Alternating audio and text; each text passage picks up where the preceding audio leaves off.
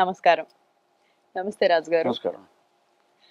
మరి మీ ఉద్యోగరీత్యా ఒక కంపెనీలో చక్కగా పనిచేస్తూ కొన్నాళ్ల తర్వాత ఉన్నట్లుండి మరి వారి కారణాల వల్ల ఎంప్లాయీస్ అందరినీ తీసేయడం జరుగుతున్నప్పుడు మీరు మీ పేరు కూడా స్వచ్ఛందంగా లేదు నేను విరమించుకుంటానని మీరు వారికి చెప్పడం, వారు తీసేయడం జరిగిందని చెప్పారు. మరి అలాంటప్పుడు మీకు ఏమన్నా అనిపించిందా మనసులో, జీవితంలో ఒక ఛాలెంజింగ్ పీరియడ్ లాగా, కష్టకాలం లాగా అలా ఏదన్నా మీకు అనిపించిందా? మరి ఆ తర్వాత మీ జీవితంలో ఎలాంటి మార్పులు వచ్చాయి?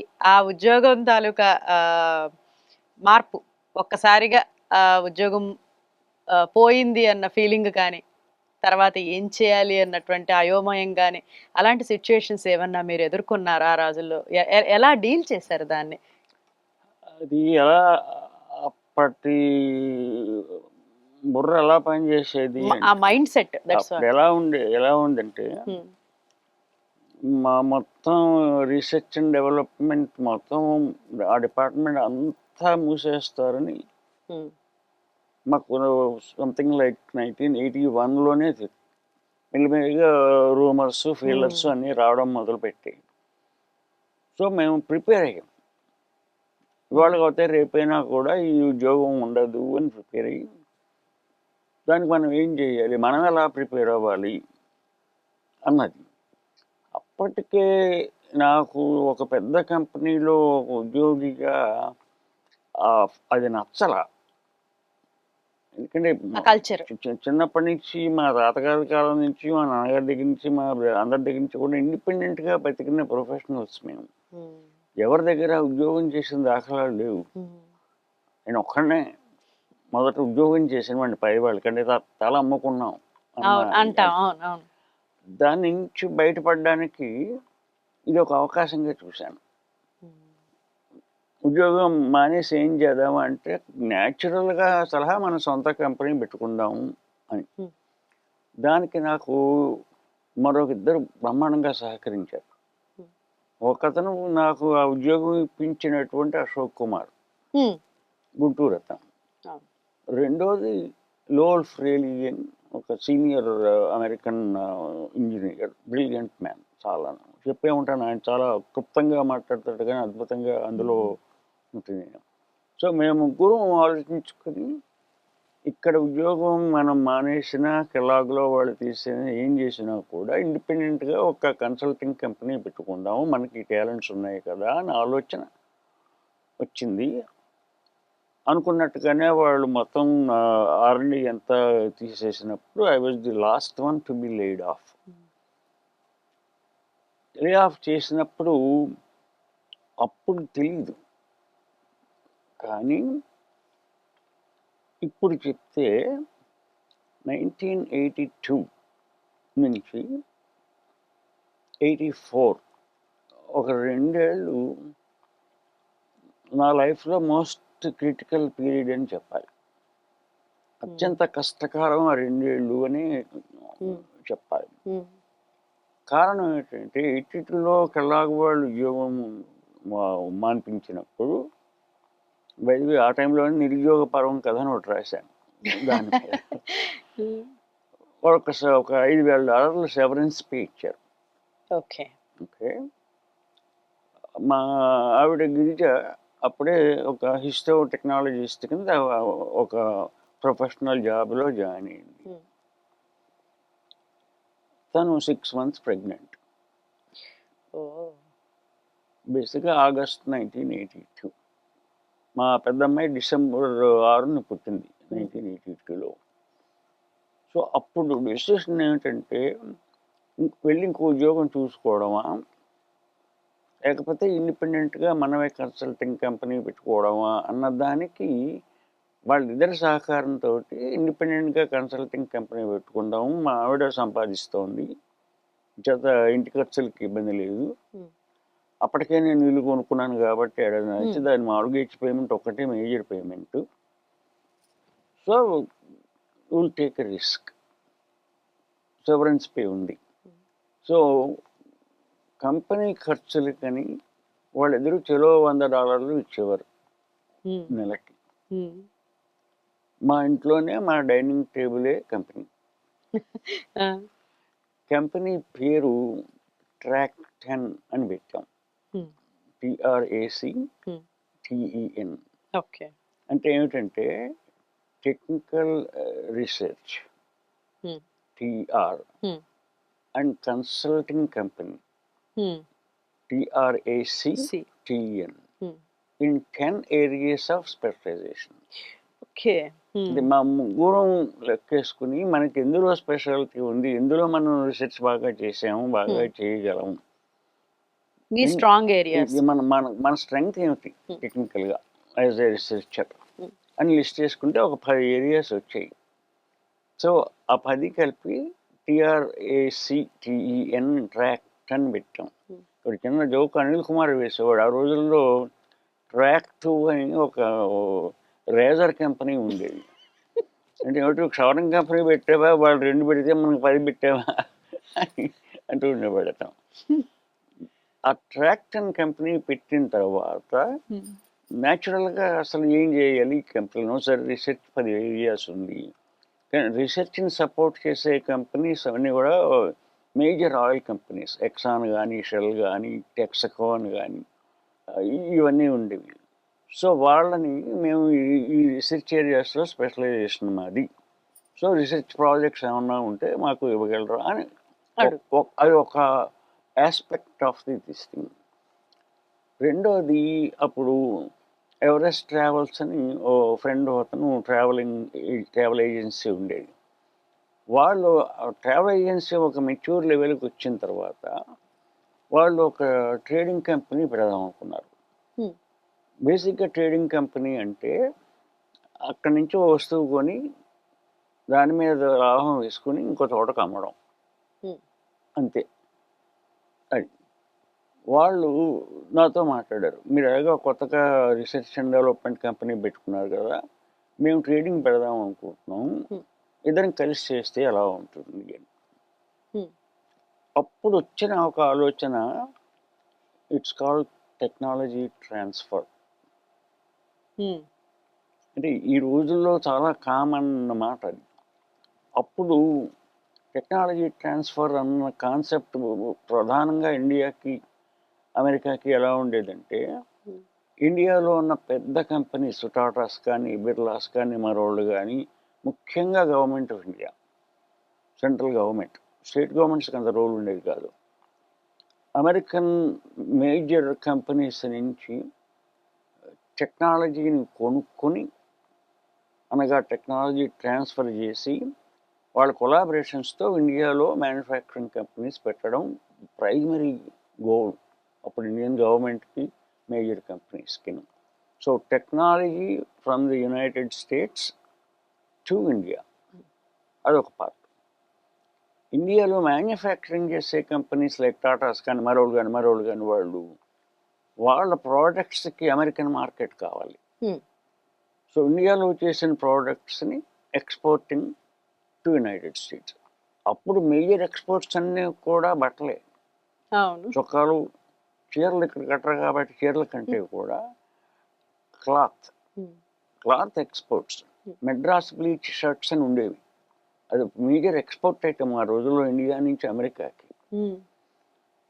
అంతకంటే engineering manufactured products Indian quality అమెరికాలో పనికొచ్చేది కాదు, బట్ క్వాలిటీ బాగానే ఉండేది. So how to market that in the United States, ఒక అనుసంధానం లాగా ఈ రెండు కలిపాం. ఈ రెండు కలిపి we will act as a middle man, as a liaison for American companies to sell their technology to India and for Indian companies to sell their products into America. Formula బ్రహ్మాండంగా కుదిరింది. రెండు సైడు మనం catering to the needs. So ఇమీడియట్గా నేను American కంపెనీస్ని contact చేసి, చిన్న పెద్ద companies అన్నిటిని, we became the representative of that company in India, వీళ్ళ టెక్నాలజీకి ఇండియాలో. అలాగే ఇండియాలో కొన్ని కంపెనీస్కి, సింఘానియా కంపెనీ అని కానీ, టోష్నివాల్స్ కానీ, కొన్ని కంపెనీస్కి అమెరికాలో మార్కెటింగ్ రిప్రజెంటేటివ్స్గా మేము చేయడం. ఈ లియాజన్ బాగా జరగడానికి కారణం ఒక ఆయన ఈ ట్రాక్టర్ అనే కంపెనీ మొదలుపెట్టిన నాడే ఒక ఆఫీస్ తీసుకున్నప్పుడు Hmm. ఒక ఆయన ఫోన్ చేసి my name is BS Chaudhary, I came from India last week, can I come and meet with you. Hmm. నాకు ఏమీ ఐడియా లేదు. నన్నే ఎందుకు పిలిచాడు అంటే కారణం ఏంటంటే ఆ రోజుల్లో టాకింగ్ 1982 హ్యూస్టన్లో ఇండియన్ ఓన్డ్ ఇంజనీరింగ్ కంపెనీస్ మూడే ఉండేవి. Hmm. మూడు కంపెనీస్. ఒకటి నేను మొదలుపెట్టింది, ఇంకొకటి అమరేష్ అని చెప్పేసి మొదలుపెట్టింది, టైపింగ్ సిస్టమ్స్ ఇంకో కంపెనీ. సో ఇండియన్స్ ఎడ్యుకేషన్ ఇన్స్టిట్యూట్లోనూ డాక్టర్లోనూ ఉండవు, కానీ ఇండిపెండెంట్ ఆంటర్ప్రినర్లుగా ఉండేది చాలా తక్కువ. I'm one of the very early entrepreneurs అని చెప్పుకోవాలి. డెఫినెట్గా అందులో తెలుగు వాళ్ళు. తెలుగు వాళ్ళు నేను ఒక్కనే అంతే అందులో. సో ఆ కాంటెక్స్ట్లో ఈయన ఇండియా నుంచి వచ్చి ఇక్కడ కంపెనీలు ఏమున్నాయి అందులో నా పేరు వచ్చి నన్ను పిలిచాడు. Is a Rajasthani Marwari. Rajasthani Marwari senior man, 70 ఏళ్ళు ఉంటాయి అప్పటికైనా, 87. అతనితో మాట్లాడుతుంటే అతనికి చాలా కాంటాక్ట్స్ ఉన్నాయి ఇండియా నిండా.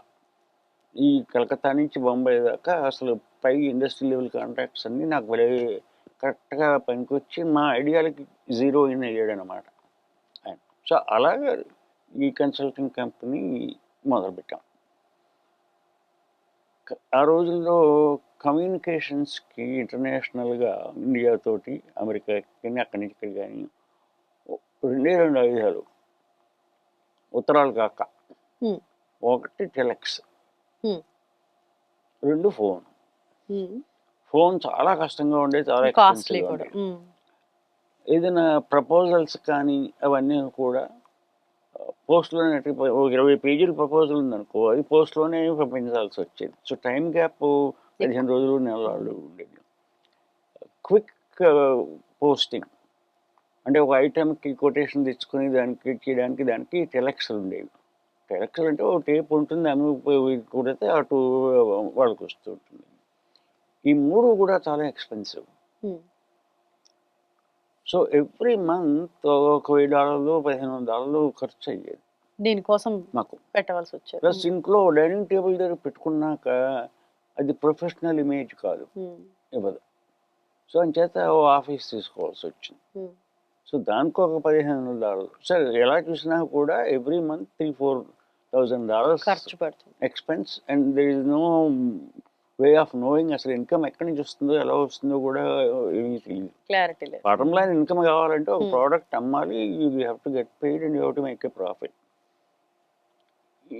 ఈ తతంగం జరిగినప్పుడు ఇవన్నీ టైప్ కొట్టాలి, ఈ ప్రపోజల్స్ అన్నీ కూడా. దానికి అశోక్ కుమార్ వైఫ్ మేరీ అగ్నెస్ని ఆ అమ్మాయి టైప్ కొట్టిపోయేది. She is the brilliant typist. So ఆ అమ్మాయి టైప్ కొట్టిపెట్టేది. ఇదంతా ఎందుకు చెప్తున్నానంటే ఫస్ట్ 6 months అసలు మనం ఏం బిజినెస్లో ఉన్నాము, ఏం చేస్తాము ఓ పద్ధతికి రావడానికి, అని ఒక పద్ధతి రావడానికి, దానికి కావాల్సిన సెటప్ పెట్టుకోవడానికి, దానికి ఫస్ట్ 6 months పట్టింది.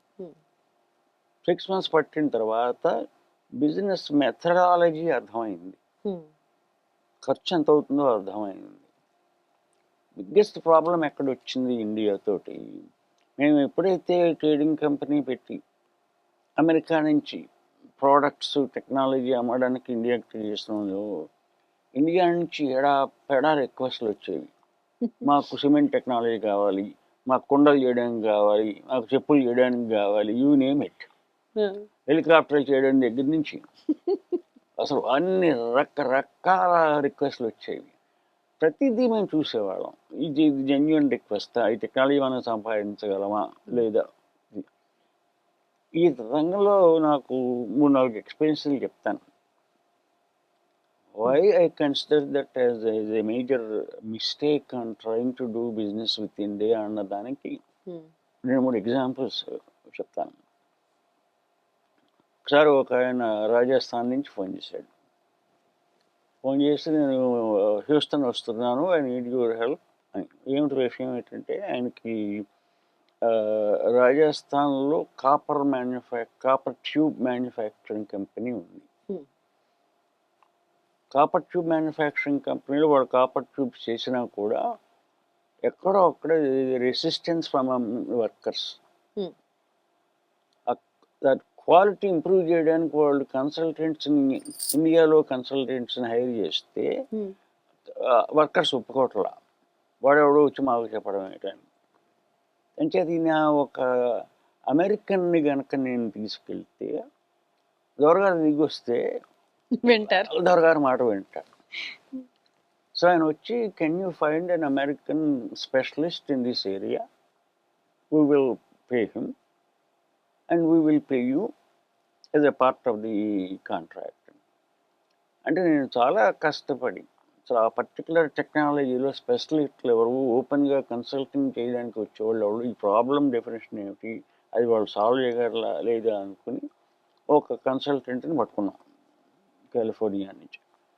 పట్టుకుంటే అతను ఈ నేమ్డ్ హిస్ ప్రైస్. ఒక 3 months ఇండియాలో ఉండడానికి, కన్సల్టింగ్ చేయడానికి అతను ఒప్పుకున్నాడు. ఈ కన్వర్సేషన్ ఇవన్నీ కూడా అప్పుడే వచ్చిన ఈమెయిల్స్లోను వాటిను జరిగాయి. చేసేవారు. Hmm. ఒకరోజు సడన్గా కంప్లీట్గా కమ్యూనికేషన్స్ అన్నీ ఆగిపోయి, Hmm. ఆయన దగ్గర నుంచి రావట్లేదు, ఇండియా వాళ్ళ నుంచి రావట్లేదు, సడన్గా అన్నీ ఆగిపోయి. Hmm. ఏమయ్యా అని వెతికి మొత్తానికి ఆ కన్సల్టెంట్ వైఫ్ని పట్టుకున్నాం. Hmm. ఏమైంది, we're not able to get any message from is she all right అని. Hmm. Hmm. అనిపిస్తుంది కదా. అవును. అంటే ఆవిడ is gone to India about 15 days back అని. అంటే మిమ్మల్ని పక్కన పెట్టేసి వాళ్ళిద్దరూ కలిసిపోయారు. అది ఓ. ఒక అమెరికన్ అలా చేస్తాడని ఎక్కువసారి అనుకోరా. ఇలాంటివి కోకోలలో ఓ మాట చెప్పారు.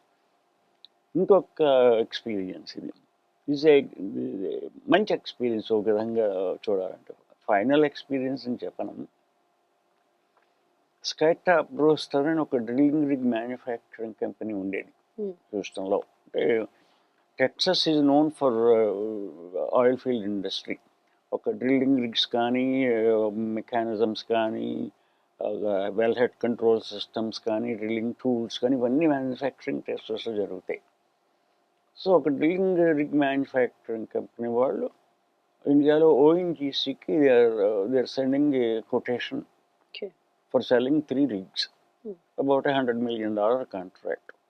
వాళ్ళు మమ్మల్ని కాంటాక్ట్ చేసి, మాకు ఇండియాలో ఎవరు లేరు ఫాలో అప్ చేయడానికి, so can you help in India అని.